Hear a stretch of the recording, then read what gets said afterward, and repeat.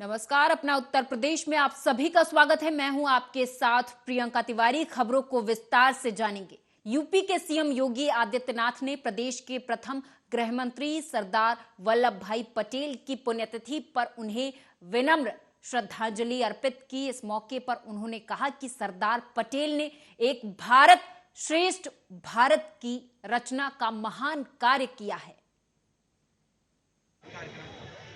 उनकी हरकतों के बारे में हर व्यक्ति जानता है, लेकिन लौह पुरुष सरदार वल्लभ भाई पटेल की दूरदर्शिता और दृढ़ इच्छा शक्ति के सामने इनकी एक नहीं चली और सभी रियासतों ने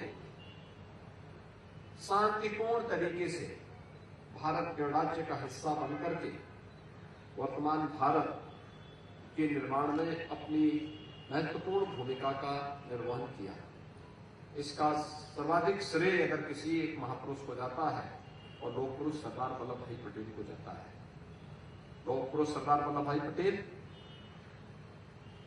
नए भारत के निर्माण की में भी उनकी बड़ी भूमिका थी। शिक्षा के क्षेत्र में क्या सुधार होना चाहिए आजादी के बाद, कृषि के क्षेत्र में क्या सुधार होना चाहिए, पशुधन की क्या भूमिका हो सकती है, अन्नदाता किसानों के जीवन में परिवर्तन लाने में। मैनपुरी से खबर है। बता दें कि बसपा पार्टी के सदस्यता अभियान कार्यक्रम के दौरान नोक झोंक हो गई, तो वहीं मुर्दाबाद के नारे भी लगे। बता दें कि पूरे हॉल में इस दौरान कार्यकर्ताओं में अफरा तफरी मची रही। दरअसल नगर निकाय चुनाव को लेकर मोहसिन रजा को सदस्यता दिलाई जा रही थी कि तभी कार्यक्रम के दौरान दीपक पेंटर ने अपने कार्यकर्ताओं के साथ हॉल में मुर्दाबाद के नारे लगाने शुरू कर दिए। मैनपुरी जनपद का सत्यानाश करने का गोरेलाल ने काम किया है। हमारे 5 वफादार कार्यकर्ताओं को इसने झूठी बहन शिकायत करके पार्टी से निकालने का काम किया है। ये हर प्रत्याशी भी फार्म के नाम पर रुपया लिया, हर जगह ये टिकटें बेचता है। माननीय बहन जी तक ये हमारी बात नहीं पहुंच पाती। माननीय की बैठक है और इस बैठक में आज विरोध विधानसभा से मुस्लिम समाज से ताल्लुक वाले बहुत ही जिम्मेदार साथी मोहसिन हसन साहब ने पार्टी की सदस्यता ग्रहण की। आने वाले निकाय चुनाव को लेकर कैसी क्या रणनीतियां हैं आपको? बहुजन समाज पार्टी आगामी निकाय चुनाव में पूरी दमखम के साथ सभी निकायों में अपना कर्तव्य खड़ा करेगी और गोरखपुर विश्वविद्यालय में शराब की बोतलें पाए जाने पर प्रशासनिक भवन के गेट पर एबीवीपी के छात्रों ने लगातार दूसरे दिन धरना प्रदर्शन किया। इस दौरान छात्र काफी आक्रामक दिखे। अखिल भारतीय विद्यार्थी परिषद गोरखपुर महानगर कार्यकर्ता आज आप सभी देख सकते हैं कि धरने पर बैठे हुए हैं। कल एक छोटी सी गोरखपुर विश्वविद्यालय और विद्यार्थी परिषद के कार्यकर्ताओं के बीच जल्दी सी नोकझोंक हुई। नोकझोंक इसलिए हुई कि गोरखपुर विश्वविद्यालय में कुलपति जी को लगातार विद्यार्थी परिषद के कार्यकर्ता 2-3 महीनों से अवगत करा रहे हैं कि गोरखपुर विश्वविद्यालय में के अंदर कैंपस में नशा की सामग्री वहाँ पे पाई जा रही हैं। कभी शराब की बोतलें पाई जा रही हैं, कभी सिगरेट के डिब्बे पाए जा रहे हैं और वो छोटे पैमाने पे नहीं बड़े बड़े पैमानों पर पाए जा रहे हैं। कभी फैकल्टी के पीछे पाए जा रहे हैं, कभी किसी फैकल्टी क्लासरूम में पाए जा रहे हैं। लगातार हम लोग महीनों से कुलपति जी को अवगत करा रहे थे कि गोरखपुर विश्वविद्यालय की छवि को जो है कि ये धूमिल कर रहा है इस प्रकार का। लेकिन गोरखपुर विश्वविद्यालय के ना ही कुलपति ना ही गोरखपुर विश्वविद्यालय के मुख्य नियंता इस मामले को संज्ञान में लेकर कोई कार्रवाई करते हैं। कल गोरखपुर विश्वविद्यालय में विद्यार्थी परिषद के कार्यकर्ता संवाद भवन के बगल में जो कॉन्फ्रेंस हॉल है वहाँ कार्यक्रम करके जब बाहर निकलते हैं तो वो पाते हैं कि संवाद भवन के जस्ट बगल में ऐसे सैकड़ों शराब की बोतलें यहाँ से लेके दूर तक फैली हुई थी। जब गोरखपुर विश्वविद्यालय के विद्यार्थी परिषद कार्यकर्ता जब प्रॉक्टर से बात करते हैं कि सर इस प्रकार की बोतलें गोरखपुर विश्वविद्यालय जो शिक्षा के मंदिर है और दीनदयाल उपाध्याय गोरखपुर विश्वविद्यालय के नाम पे ये विश्वविद्यालय बना हुआ है, इस पे आप कार्रवाई क्यों नहीं कर रहे हैं? शिक्षा के मंदिर में इस प्रकार की अनैतिक चीजें कैसे घटित हो रही है? तो प्रॉक्टर फिर से कानपुर से खबर है। बता दें कि अपराधियों में कमिश्नरेट पुलिस का खौफ अब जाकर देखने को मिल रहा, जहां पर कमिश्नरेट पुलिस ने कुछ ऐसा किया जिसके बाद से अपराधियों ने भी हाथ उठा लिए और कसम खाई कि अब से अपराध की तरफ नहीं जाएंगे।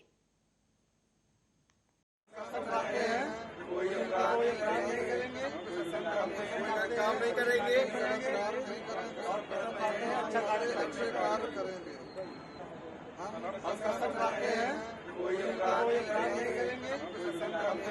काम नहीं करेंगे।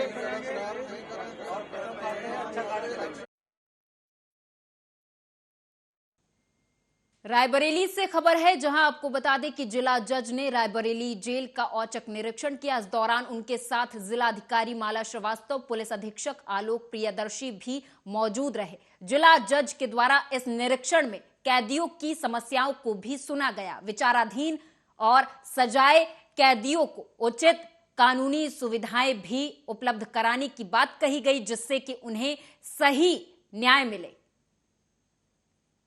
जेल में सारे बंदियों को देखा गया है जो खासतौर से 18 से 21 साल के थे और महिलाएं थीं, और जो जेल में बंद हैं कुछ अंडर ट्रायल हैं और कुछ जिनको सज़ा हो चुकी है, तो उनके पास किसी के पास वकील ना हो या उनको और किसी प्रकार की परेशानी हो या किसी को मेडिकल तकलीफ़ें हो, तो उसके बारे में उनसे बात की गई। और जो जिनके पास नहीं थे वकील, उनको रायबरेली जिले की कानून व्यवस्था ध्वस्त हो गई है, ऐसा हम नहीं कह रहे, वहां के हालात खुद बयां कर रहे हैं। दरअसल शहर के भीड़भाड़ वाले एरिया में दिन दहाड़े एक महिला से लूट की वारदात को अंजाम दिया गया, जिससे कहीं ना कहीं ये देखा और समझा जा सकता है कि जिले की कानून व्यवस्था सच में ध्वस्त हो गई है। इसको रख लो जो है, और घर में जाके गंगा जल छिड़क के इसको फिर से पहन लेना। तो हमने कहा अच्छा इतना सब कुछ सही सही बता रहा, तो रखने में गया हर हमने, और ऐसा हमारा दिमाग हो गया कि हम उतार के रखते चले गए अपनी जेब। तो हमने उस पर्स को अपनी मुट्ठी में ले लिया। आपको कुछ सुझाया नहीं, उसने हमको उसके बाद हमने मुट्ठी में लिया तो हम चलने लगे। हमने सोचा चले, तो कहता है कि दीदी दो कदम तो चलना। तो जो छोटा वाला था मेरे पास गया तो कहता दीदी लाओ, तुम हमारे पैसे तुम पकड़े थे, हम तुम्हारा पर्स पकड़े, 2 कदम चल के आओ। और हमने पता नहीं हमारा दिमाग ने, और मैं हमारे अतुल के जैसे छोटा था मासूम, तो हमने उसको पर्स पकड़ा दिया। और हमने बस, हमको शंका थी कहीं लूट के भाग ना जाए। हमने उसके कैसे कदम उदम नहीं चला, हमने थोड़ा चल के देखा तो वो दोनों भाग गए। हम खूब चिल्लाए। रायबरेली से खबर है, बता दें कि अज्ञात वाहन ने बाइक सवार को जोरदार टक्कर मार दी, जिससे कि बाइक सवार युवक गंभीर रूप से घायल हो गया। हालांकि स्थानीय लोगों की मदद से घायल युवक को 108 एम्बुलेंस की मदद से अस्पताल पहुंचाया गया, जहां सीएचसी अस्पताल के डॉक्टरों ने युवक को मृत घोषित कर दिया।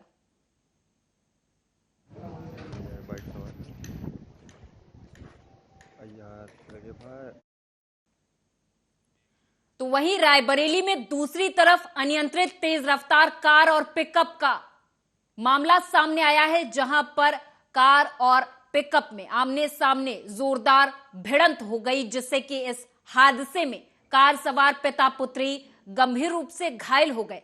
बता दें कि यह पूरा मामला महाराजगंज थाना क्षेत्र के अंतर्गत कैरगांव के पास का है। क्या परिचय है आपका? मैं doctor Anil Kumar Bhardwaj, medical officer महाराज। क्या हुआ है? अभी 2 रोड ट्रैफिक एक्सीडेंट के 2 केसेज आए। एक 24 साल की लड़की है, माइनर इंजरी है, और एक उसका नाम है साक्षी सिंह और फतेह बहादुर सिंह, 63 साल के हैं। उनका जो एंजाइटी है, चोट नहीं है उनको, लेकिन नाम है हनुमान। क्या हुआ है? गाड़ियाँ खड़ी रही है। हाँ। और ठोक दी ना। कौन सी गाड़ी? पिकअप वो सामने खड़ी। और किसने ठोक दिया? गोरखपुर से अगली खबर है, जहां आपको बता दें कि इरिगेशन डिपार्टमेंट यूनियन एम्प्लॉयड के लोग अपनी मांगों को लेकर लगातार आज 17वें दिन भी धरने प्रदर्शन पे रहे। उनका कहना है कि हमें प्रशासन की तरफ से कोई भी आश्वासन नहीं दिया गया। जब तक हम लोगों की मांगों को पूरा नहीं किया जाएगा, तब तक हम लोग धरना प्रदर्शन करते रहेंगे।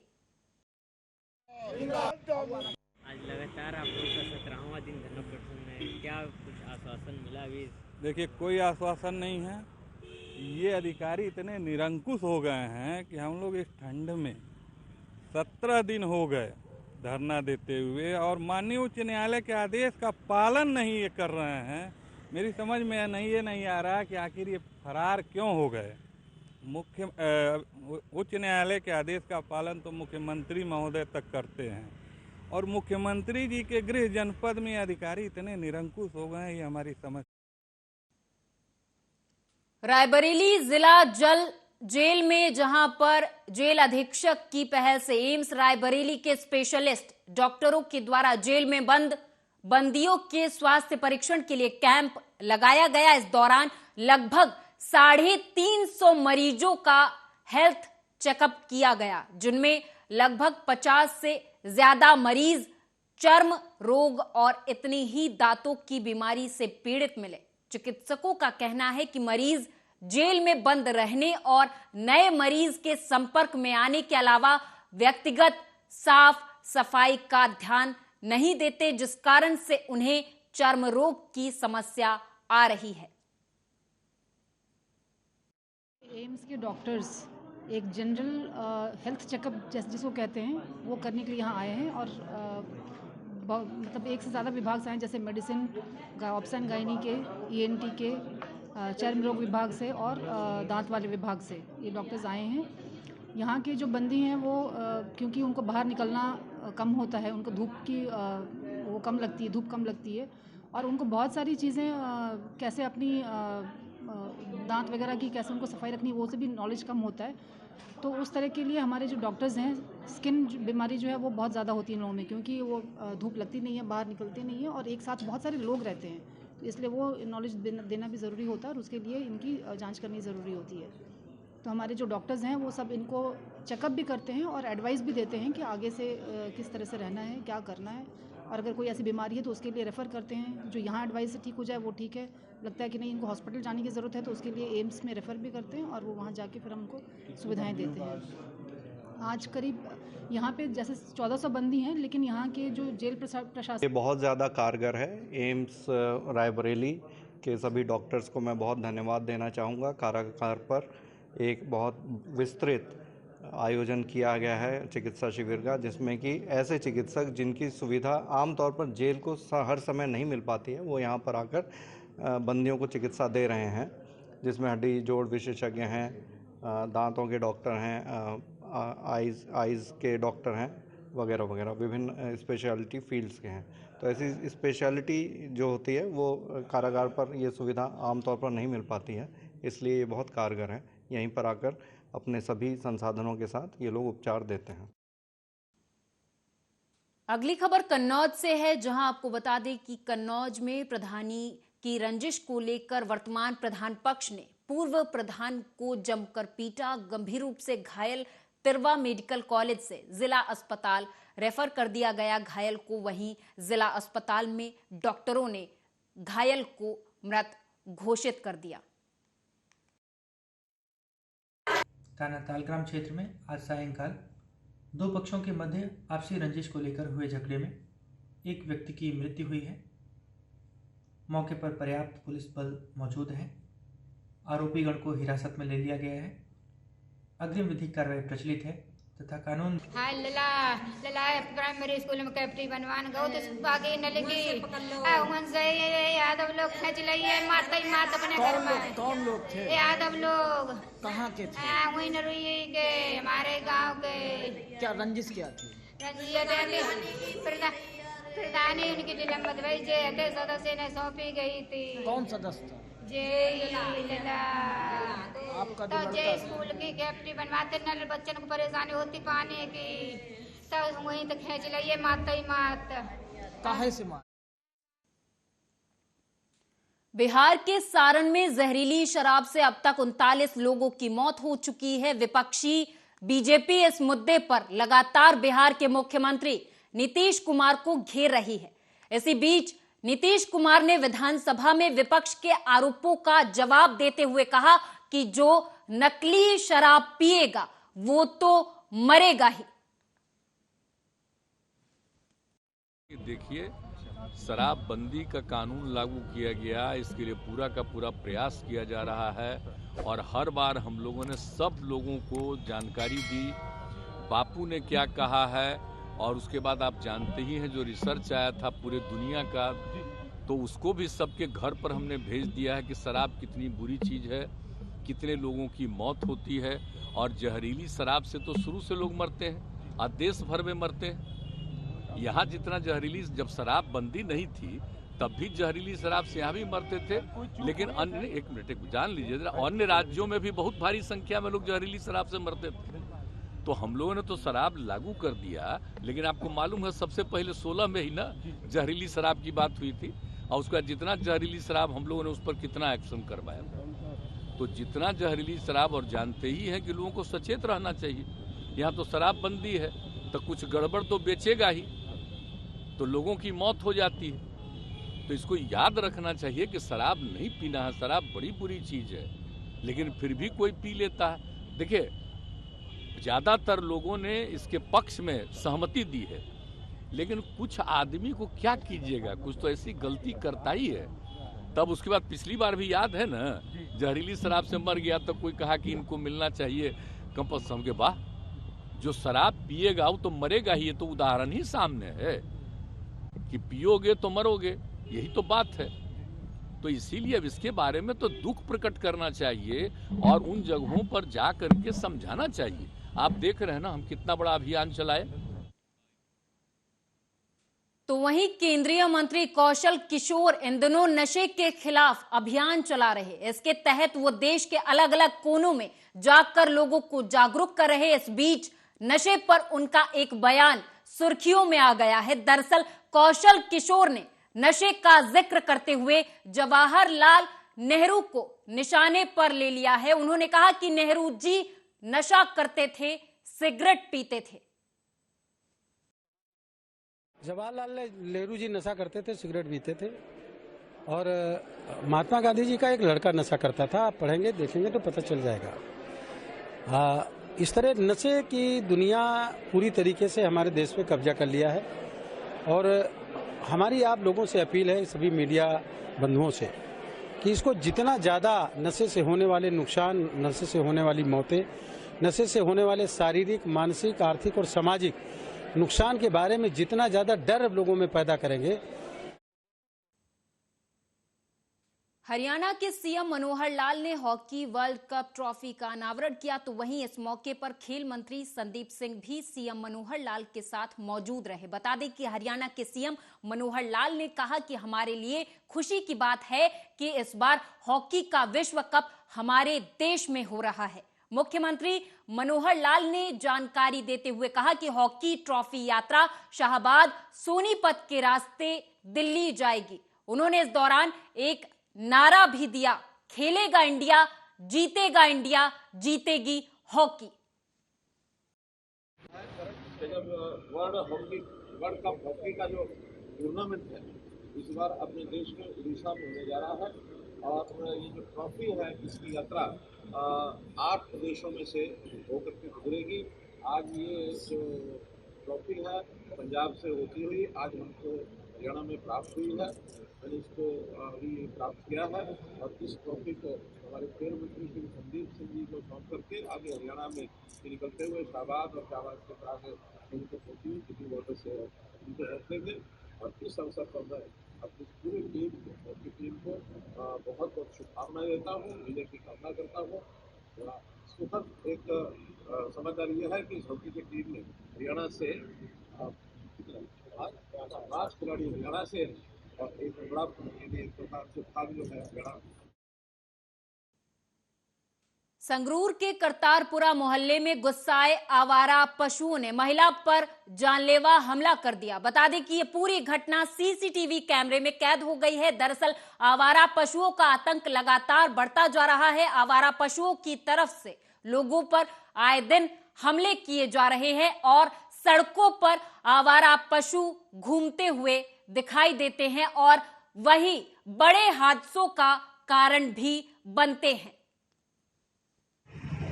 मैं जा रही सी, खड़े सी उत्थे असी, उन्हें मेरी शाल खिंची, ਜਿਹੜੇ ਮੇਰੇ ਨਾਲ ਸੀ ਉਹਨਾਂ ਨੇ ਮੇਰੀ ਬਾਹ ਖਿੱਚੀ ਮੈਨੂੰ ਬਚਾਉਣ ਵਾਸਤੇ।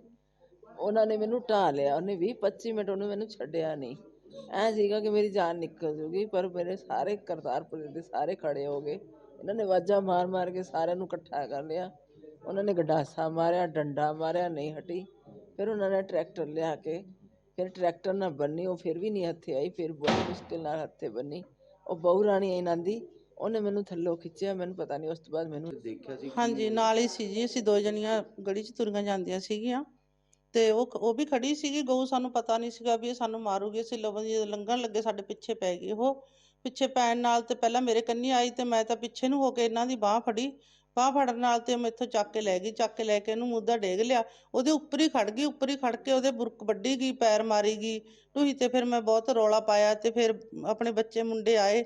ਮੁੰਡਿਆਂ ਨੇ ਬਹੁਤ ਸੋਟੀਆਂ ਮਾਰੀਆਂ, ਸੋਟੀਆਂ ਟੁੱਟ ਗਈਆਂ ਤੇ ਫਿਰ ट्रैक्टर लेके आए ने। फिर ओदी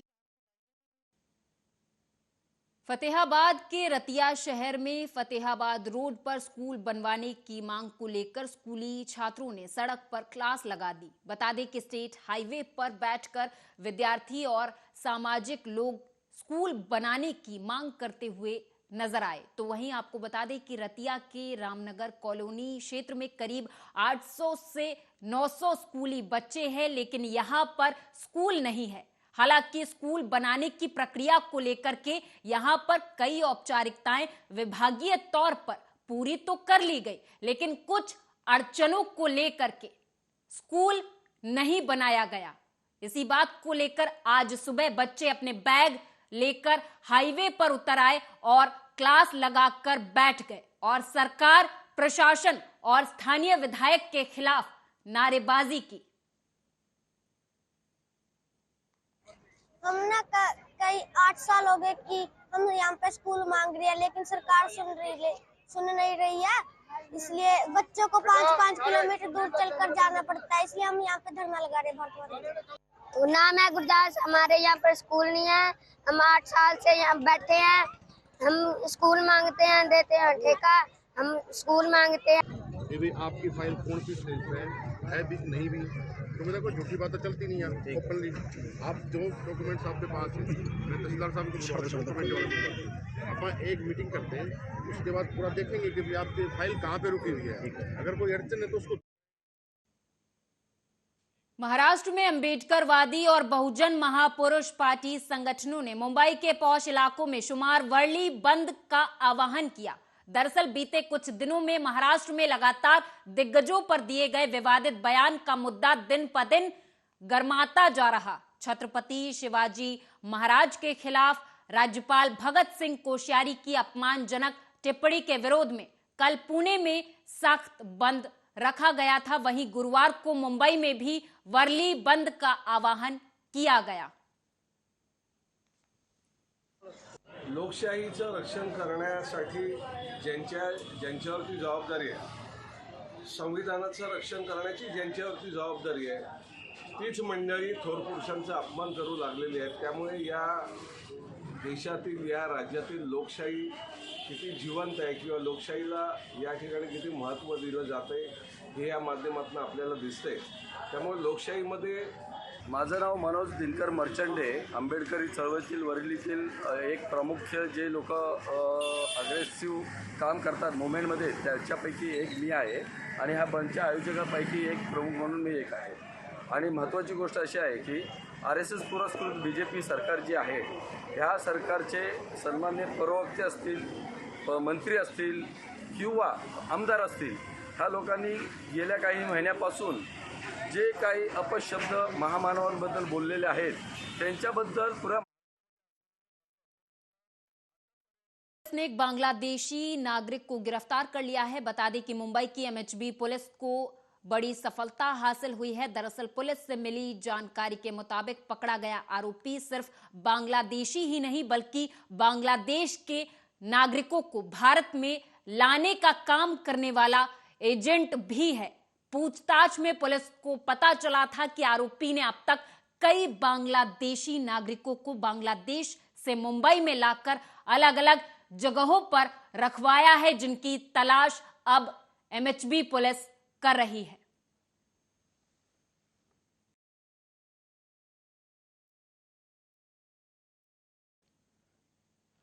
और इसी के साथ इस बुलेटिन में मेरे साथ बस इतना ही। आप देखते रहें आर्या न्यूज।